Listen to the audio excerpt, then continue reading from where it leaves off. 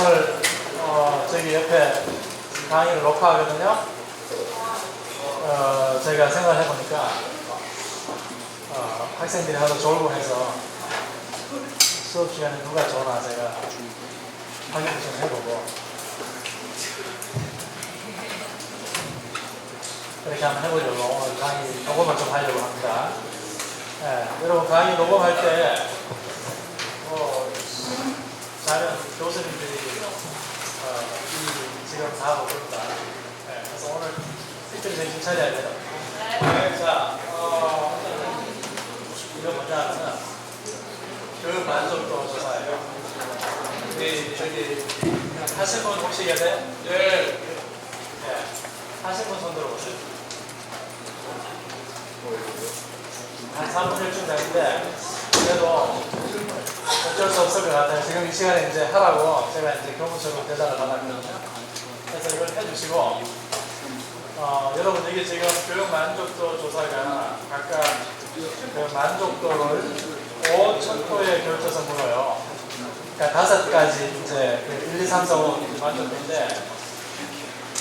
제가 그 만족도 조사한 걸 제가 지금 이제 이걸 통계를 다루고 하는데 학생들이 아무런 생각 없이 가운데 많이 있어요. 보통이다. 근데 여러분 그걸 100분율로 환산하면은 F가 돼요. F가 된다고. 그 가운데를 하면은 그게 50점이에요. 그래서 우리가 이걸 다 100분율로 환산하거든요. 그래서 학생들의 교육 만족도가 100점 만점에 몇 점이다. 이걸 이제 우리가 도출을 해내야 되는데, 그래서 여러분 가운데 이게 체크를 하면 50점이 된다. 그걸 생각을 하시고 좀 체크를 좀 해주시면 좋을 것 같아요. 아셨죠? 이거 한번 하는데 몇 분 걸리는가요? 한 10분 걸리나요? 2시간. 잘했다. 이거 여러분 외울 필요는 없어요. 2시간 동안 외울 필요 없으니까 제가 지금 돌릴 테니까 한 10분 정도 우리 교육 만족도 조사 먼저 실시하도록 하겠습니다.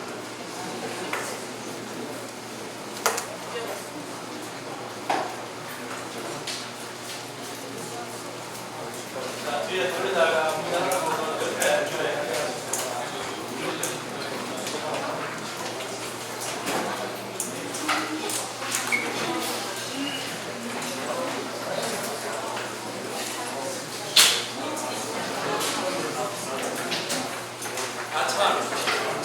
그리고 여러분 이게 있었어요. 와.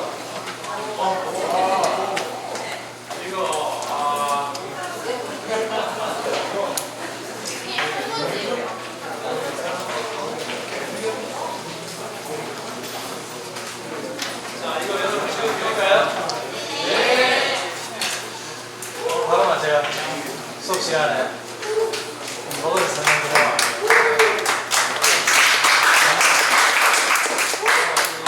제가 가운데를 돌릴 테니까 여러분 좀 이렇게 돌리세요. 네.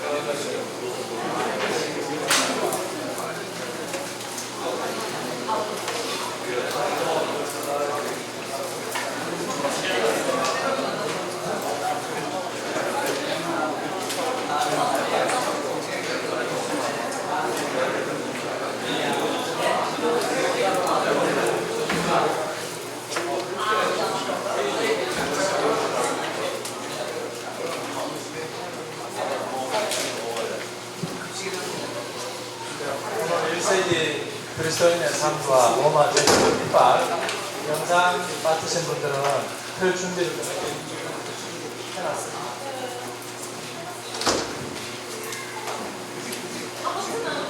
그냥 붙여있는 사람 진짜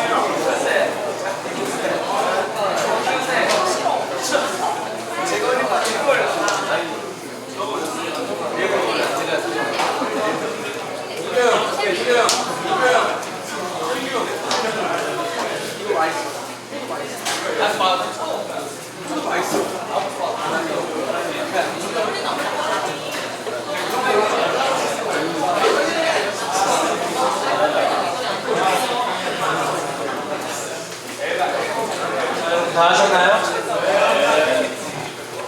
자, 시간이 더 필요하신 분 혹시 계세요?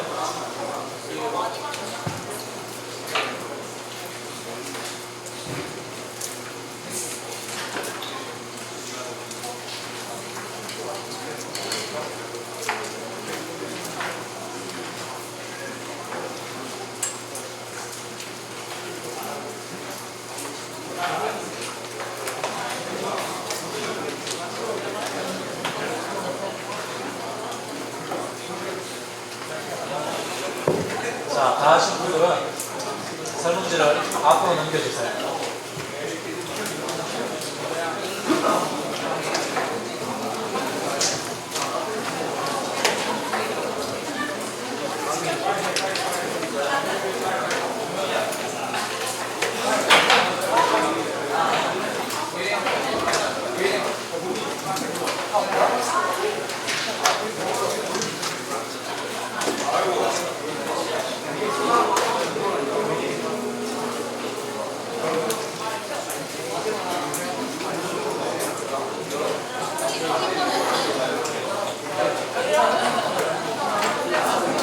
자, 설문지를 만들어 보십시오.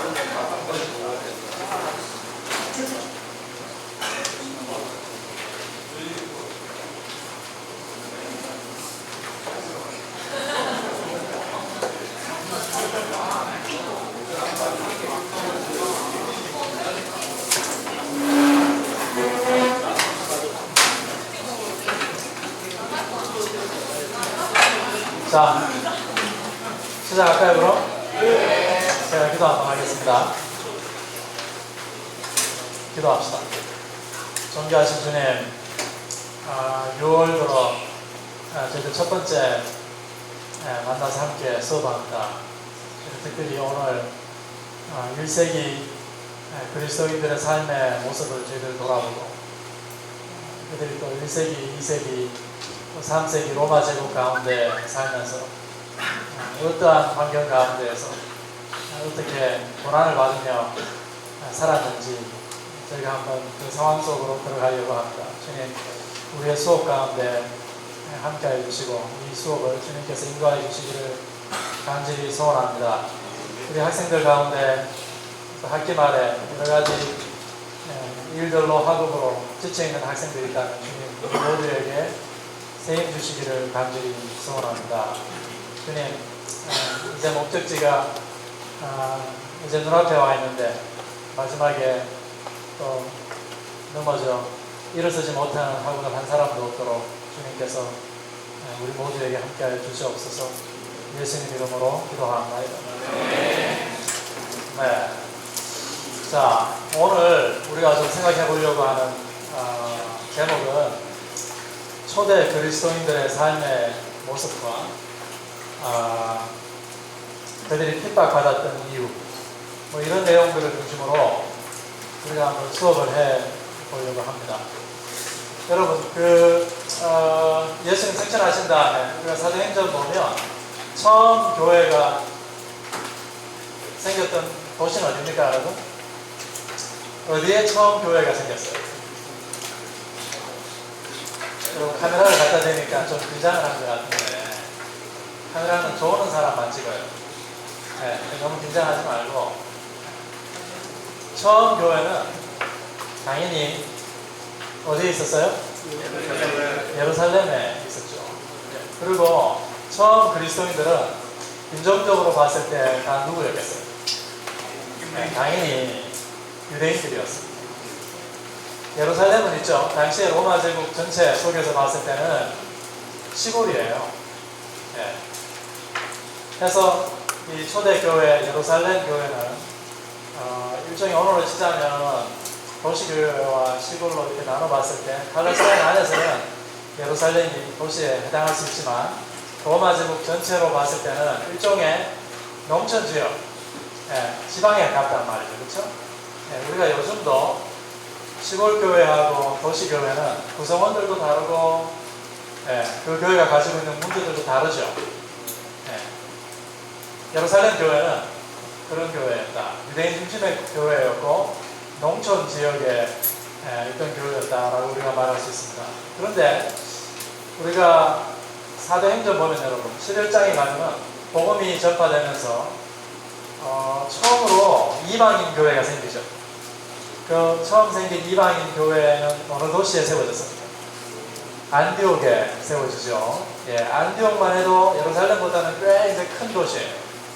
그리고 여러분 바울이 3차에 걸쳐서 전도 여행을 다니는 그 도시들을 한번 보세요. 이 그리스 로마 제국 안에서 꽤 이제 굵직굵직한 도시들의 이름이 나오죠. 그 도시들을 다니면서 바울이 거기에 교회를 개척합니다. 처음 교회는 사람들이 얼마나 모였을까요? 바울이 거기 가서 개척하고 말씀을 전하고 우리가 지금 보는 듯한 그런 큰 빌딩 짓고 그렇게 했을까요? 네. 처음 교회는 다 가정교회였어요. 가정교회. 네. 그 가정교회 안에 사람들이 많아봐야 여러분 얼마나 되겠습니까? 그렇죠? 평균 뭐 한 20, 30명 우리가 많이 잡아도 한 20, 30명 정도 잡을 수 있을 겁니다. 여러분 잘 보세요. 이 거대한 로마 제국 안에 바울의 이 하나님 나라의 복음을 들은 소수의 사람들이 가정교회를 이루고 있어요. 거대한 제국 안에 이 소수의 크리스천들이 가정교회를 형성하고 큰 도시에 이렇게 흩뿌려져 있단 말이에요. 이 소수의 그리스도인들이 제국 전체로부터 다가오는 압력이 있었겠죠. 네. 그 압력을 견디고 이 조그마한 집단이 그 제국 속에서 자기들의 정체성과 하나님 나라의 가치를 잃지 않고 존속될 수 있겠는가? 여러분 이런 질문 한번 해보셨어요? 여러분 저와 여러분은 2000년 기독교 역사에 아주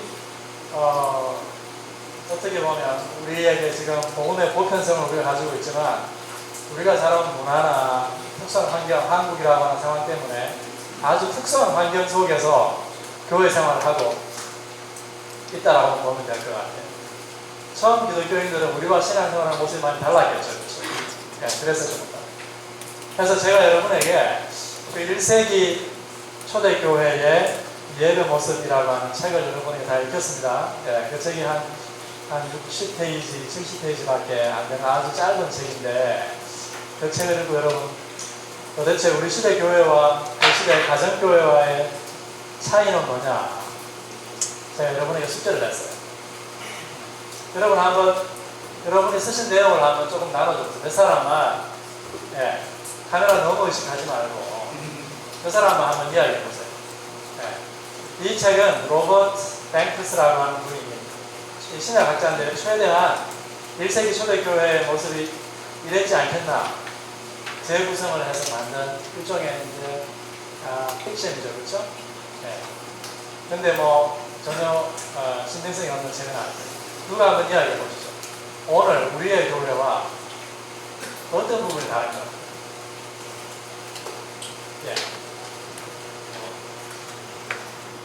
기본적으로 지금 그 교회 아까 이제 교수님께서 말씀하신 것처럼 그 가정교회의 모습을 이제 보여주고 있는 것을 볼 수 있었고요.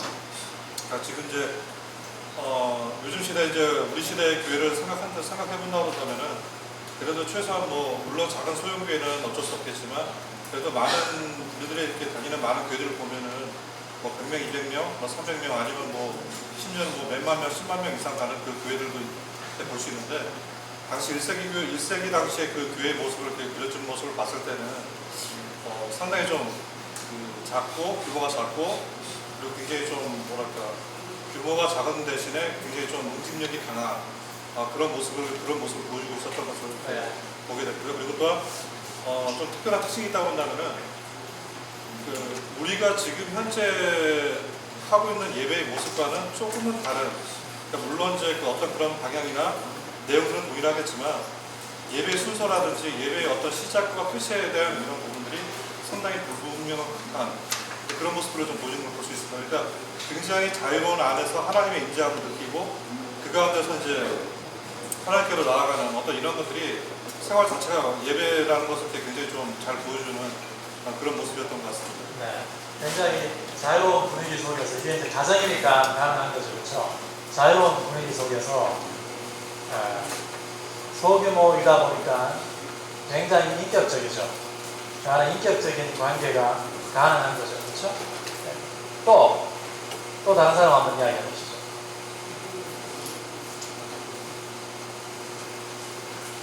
다 숙제했잖아.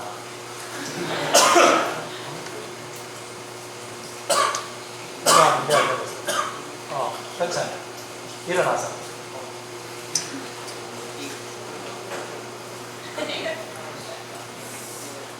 전체적으로 예배 형태가 말씀을 전하는 식이라기보다는 조금 자기의 삶들을 나누고 그 안에서 해결점을 찾아가려는 그런 회의하고 상의하는 그런 식이거든요. 그러니까 그 하나님 나라의 복음을 이들이 가지고 있는데요. 그걸 그러다 보니까 이게 분명히 지금 로마 제국에서 선전하는 가치와는 좀 달라요. 그렇죠? 이걸 어떻게 우리가 살아낼 수 있을까라고 하는 것을 그 사람들이 모여서 굉장히 진지하게 지금 고민하고 있는 거죠. 또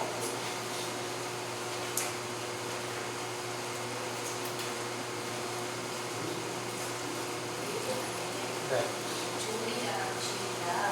같이 이렇게 하나가 돼서 예배를 드리는 걸 봤고요. 그리고 지금의 성찬식 같은 경우는 나이가 제한이 되어 있고 이런데 거기는 또 나이가 제한도 없고 초신앙자가 갔는데도 초신앙자로 같이 성찬을 했던 것 같고요. 그 음식을 먹고 난 다음에 저희들은 또 곧바로 이렇게 포도주를 이렇게 하는데 한참 또 대화를 나누고 삶을 나누고 그리고 또 병고침 받은 거 한 주 동안 삶도 나누고요. 그 안에서 그 포도주를 마시던 걸 가지고 또 다시 포도주를 따라서 이제 나중에 그 포도주 성찬식을 하는 걸 이렇게 봤어요. 그래서 지금의 성찬식하고 좀 많은 걸 봤고 신분의 고와 이런 것이 없이 주인이 돈이 없고 하나가 돼서 그 안에서 한 주 동안의 삶을 나누는 그리고 찬양이 마음껏 성령의 인도함을 받는 그런 예배의 모습을 봤습니다. 자, 여러분 이게 이제 가정교회에서 브리스길라 아굴라가 가정교회 리더로 섬기고 있는 이 가정교회의 한 모습을 이 사람이 지금 이제 가상으로 한번 그려본 거예요. 그렇죠? 그래서 그 주변에 있는 불신자들, 이웃들 그냥 가정으로 초대하는 거예요. 가정으로 초대해서 자기들이 살아가는 모습, 그 다음 예배하는 모습 이걸 그냥 보여주는 거죠. 그렇죠? 그걸 보여주면서 그게 그냥 그리스도를 소개하는 것이고 복음을 그냥 소개해 주는 거죠. 그래서 사도행전 보면 초대교회 이제 성도들이 모일 때마다 떡을 뗐다 이런 말씀 나오죠. 그들이 모일 때마다 떡을 떼면서 아마 성찬을 나눴던 것 같고요. 이 책에도 나오는 것처럼 바울의 편지를 나눠서 읽고 그때 지금처럼 어떤 목사님이 나가셔서 설교하고 이런 예배의 포맷이 다 정해져 있지 않았을 거 아니에요. 그렇죠? 그래서 모여서 이 메시지를 사도들을 통해서 전승되는 이 메시지를 듣고 우리가 어떻게 그걸 살아내고 그 예수를 따라갈 수 있을까라고 하는 여기에 기독교인들의 삶이 집중되어 있던 것 같아요. 저희 개인적으로는 굉장히 인격적인 만남이잖아요. 인격적인 만남, 교회 안에서. 오늘날 교회가 많이 놓쳐버린 부분 중에 하나가 이런 게 아닐까 싶어요. 그래서 이게 뭐 1세기 모습 그대로다라고 말할 수 없어요. 그리고 1세기의 상황과 우리 시대의 상황은 많이 다르기 때문에 이걸 그대로 또 적용할 수도 없는 거죠. 그렇죠? 네. 자, 그러나 분명히 이 책 속에 보면 이 복음을 가지고 그걸 전하고 그걸 살아내기 위해서 굉장히 복음분투하는 성도들의 모습이 안에 들어가 있어요. 그리고 특별히 우리가 이게 종과 노예의 관계에 대한 이야기가 나오는데 그리스도 안에서 종도 주인도 자기 자신도 아니면 상대방도 새롭게 이해하잖아요. 그렇죠? 그래서 우리가 제국 안에 살고 있지만 이 제국에서 가르치고 있는 여러 가지 가치들을 거슬러 올라가야 된다라고 하는 데 대한 아주 분명한 이 사람들이 의식을 가지고 있는 거예요. 좀 다르게 사는 거죠. 그렇죠? 크리스찬들이 이 삶이 좀 다른 거예요. 눈에 좀 두드러지는 거예요. 그렇죠? 우리가 오늘 이제 계속 보겠지만 1세기 기독교인들이 왜 핍박받았는가 뭐 여러 가지 이유가 있습니다만 이 사람들 좀 눈에 띄었습니다. 그리고 불신자들 로마 제국 안에서 그 로마 제국의 가치를 그대로 따라 사는데 편안한 사람들에게는 이 크리스찬들이 좀 불편한 사람입니다. 그렇지 않겠습니까, 여러분?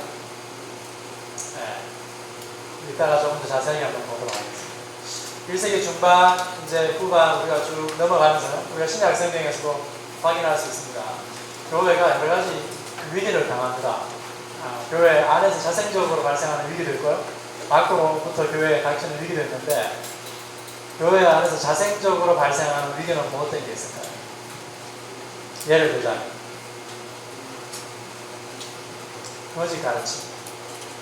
네, 이 거짓 가르침에 대해서 다루고 있는 일반 서신들 있죠. 베드로후서, 유다서, 요한, 일서, 그렇죠? 요한 서신들 같은 경우에 거짓 가르침에 대해서 다루고 있습니다. 그게 교회에 큰 위협이 됐던 거죠. 그 다음 교회 밖에서부터 안으로 지금 닥쳐오는 위기가 있다면 그게 바로 핍박이겠죠. 핍박. 이 핍박에 대해서 다루고 있는 대표적인 신약 성경의 문서들이 히브리서, 베드로전서, 또 뭐가 있을까? 제가 여기 적어놨잖아요. 대표적으로 요한계시록, 그렇죠? 요한계시록, 그 다음 바울의 편지 가운데는 데살로니가 전서. 그리고 우리가 여러분 복음서는 다루고 있는 내용이 시대적으로 앞서지만 바울서 신보다 복음서가 뒤에 기록되었어요. 그렇죠? 예. 우리가 복음서 보더라도요. 복음서 안에 올리브 디스코르스 보면은 예수님 오시기 전에, 그렇죠? 이 교회가 어떠한 고난과 핍박을 거쳐가야만 될지에 대해서 이야기하고 있어요. 1세기 후반에 기록됐다면 1세기 후반에 교회가 당하고 있는 여러 가지 핍박, 고난, 위기 상황을 반영하고 있다고 볼 수 있는 거죠. 자, 지금 제가 대략적으로 우리가 1세기 초대교회의 모습이라고 하는 책을 통해서 그 초대교회 성도들의 삶의 모습 속으로 한번 가상적으로만 한번 가상적인 한번 들어가 봤거든요.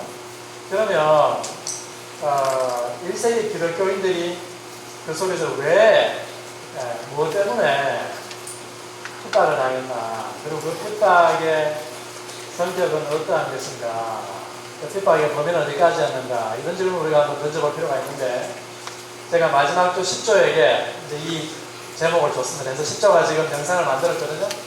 그래서 만든 영상을 우선 한번 보고 같이 한번 이야기 해보도록 하겠습니다. 우선 소영이가 나와서 지금 10조가 만든 영상에 대해서 잠깐 소개를 해주고 영상을 틀도록 할게요.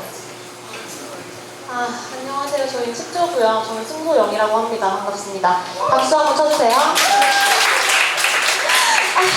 네, 저희도 영상을 만들었는데 그 안내 말씀 드리려고 나왔어요. 저희 조가 이제 밑에 보면 자막이 이렇게 계속 나와요. 자막을 1초라도 놓치면 산으로 가요, 내용이. 후루루 날아가니까 자막을 꼭 잘 봐주셨으면 좋겠어서 나와서 얘기 드렸고요. 저는 너무 창피해서 잠깐 나가 있어야 될 것 같아요. 영상 끝나면 바로 불러주시면 감사하겠습니다.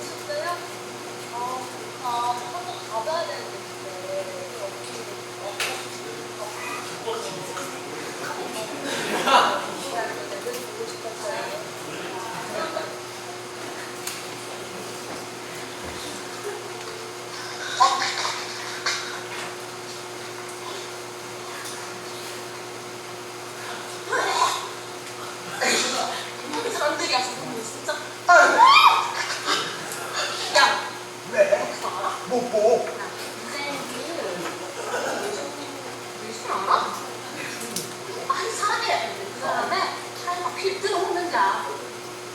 뭐? 차라리 새우가 피를 뜯어먹어? 무슨 소리야? 신났어. 이게 가자. 빨리 가자. 가자, 어딨어?